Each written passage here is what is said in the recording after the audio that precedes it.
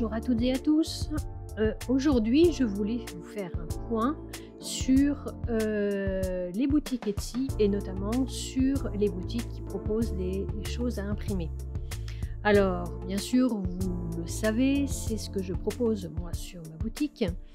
Et je suis en fait tombée sur plusieurs vidéos de personnes qui proposent des formations pour Etsy et qui disaient qu'il était tout à fait possible de gagner très bien sa vie avec des choses à imprimer, des produits à imprimer, et que parmi les produits recommandés, on demandait par exemple les agendas. Les mêmes personnes disaient qu'il fallait aussi faire les recherches en anglais parce que là, c'est là qu'il y avait le plus de volume. Alors, moi, je vais vous donner mon point de vue de personne qui vend des fichiers à imprimer. Alors, tout d'abord, pour celles et ceux qui ne me connaissent pas, je fais cette petite activité en complément d'une autre activité, de mon activité principale en indépendante.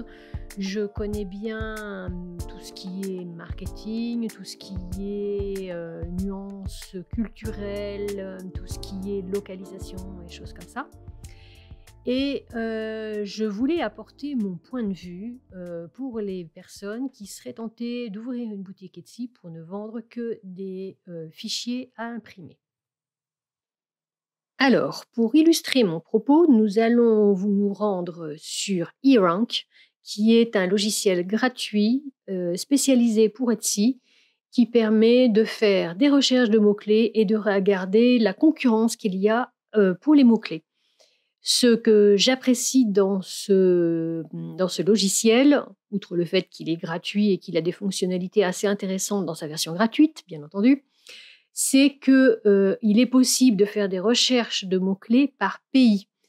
Et il se trouve que dans toutes les vidéos que j'ai pu visionner sur les mots-clés, sur les produits que l'on peut proposer, avec certains mots-clés, j'ai eu le sentiment que les personnes ne faisaient pas forcément la distinction des marchés auxquels cela s'adresse. Alors, pour illustrer mon propos, voilà, je vous ai mis tout en haut ici le mot-clé Printable Planner. Et j'ai fait une recherche pour les États-Unis. Alors, vous voyez qu'en fait, en fonction des saisons, ça monte et ça descend, c'est normal, hein, c'est un produit saisonnier, surtout quand vous proposez des agendas datés. Et on remarque quand même une tendance qui est plutôt à la descente, hein, puisque ici, on atteignait presque 11 000 recherches. Là, le maximum que l'on a en décembre, là, on a eu du creux, par exemple, hein, sur Etsy. C'est peut-être dû à d'autres choses, mais vous voyez, on est plutôt de l'ordre de 10 000 recherches sur les mois d'octobre et novembre. Ici, alors, je suis désolée, hein, le logiciel est uniquement en anglais. On voit les recherches par pays. Et on voit que la majorité des pays qui recherchent le mot-clé Printable Planner, ce sont les États-Unis. Ensuite vient le Royaume-Uni, on a l'Inde qui a aussi l'anglais comme langue parlée, on a le Nigeria et puis on a tous les autres pays. Voilà. Donc voilà, on est bien conscient qu'il s'agit d'un produit saisonnier, donc ce n'est pas un souci en soi. Toutefois, j'attire votre attention sur autre chose. C'est sur ce petit tableau ici qui est sur la droite. Et on voit ici la compétition, c'est-à-dire le nombre de personnes qui proposent ce genre de produit. Et vous voyez qu'elle est absolument gigantesque. Ce qui veut dire que si vous voulez proposer des agendas à imprimer en anglais, je précise bien en anglais, il va falloir vraiment sortir du lot pour pouvoir vendre quelques produits. Maintenant, imaginons que je produise des agendas en français et que, en suivant les recommandations que j'ai trouvées sur Internet, je laisse Printable Planner et je regarde le marché français.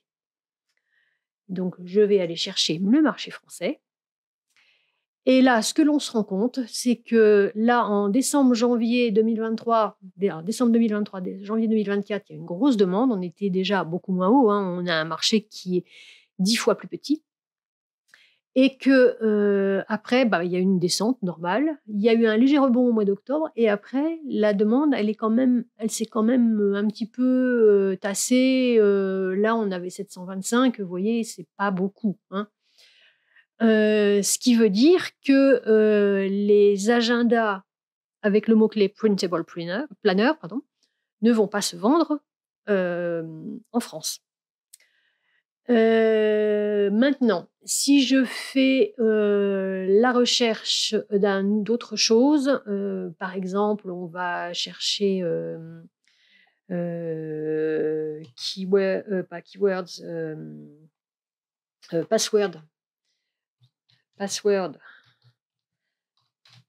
printable. Donc là, je propose un fichier à imprimer pour les mots de passe, par exemple. C'est aussi quelque chose que je vois assez régulièrement sur ma boutique. Donc là, c'est pareil, j'ai encore fait la recherche en anglais. On reste en France, hein, voilà. Je vais faire ma recherche. Et ben là, grosse surprise, il n'y a rien. Si je fais une recherche au niveau global, donc au niveau mondial, hein, on est bien d'accord, on est toujours sur les recherches en anglais. Voilà ce que je vais obtenir. Alors, on voit qu'en fait, pareil, hein, tout ce qui était fichier imprimé a quand même eu du succès. Et puis, à la fin de l'année 2024, il y a quand même eu un gros tassement sur les demandes, hein, voilà. Alors, je vous fais grâce de la demande en français parce que là, franchement, là, eRank ne ressortira absolument rien.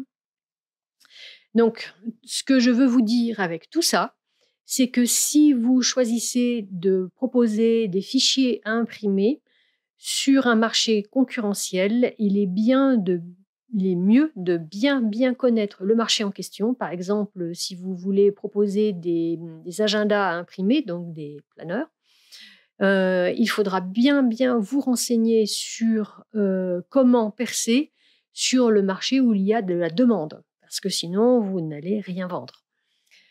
Donc, ce genre de choses n'est généralement pas proposé par les personnes qui proposent des formations sur Etsy. La nuance culturelle est rarement abordée. Il faut savoir que je pense que la tendance en France est plutôt à avoir des agendas papier directement sur Etsy plutôt que des agendas à imprimer. Moi, ça ne me dérange pas plus que ça parce que pour moi, c'est vraiment une petite activité secondaire parce que j'aime bien faire ce genre de choses et puis aussi parce que j'en parle sur ma chaîne YouTube. Donc, si les personnes veulent acquérir les fichiers, elles le peuvent grâce à la boutique. Mais je veux dire, je ne cherche absolument pas à en vivre. Par contre, les personnes qui donnent des conseils sur Etsy et qui oublient cette dimension de recherche de marché et de recherche et d'adaptation culturelle au marché, je pense qu'elle manque une grande dimension sur la capacité que l'on peut avoir à vendre ou ne pas vendre sur Etsy.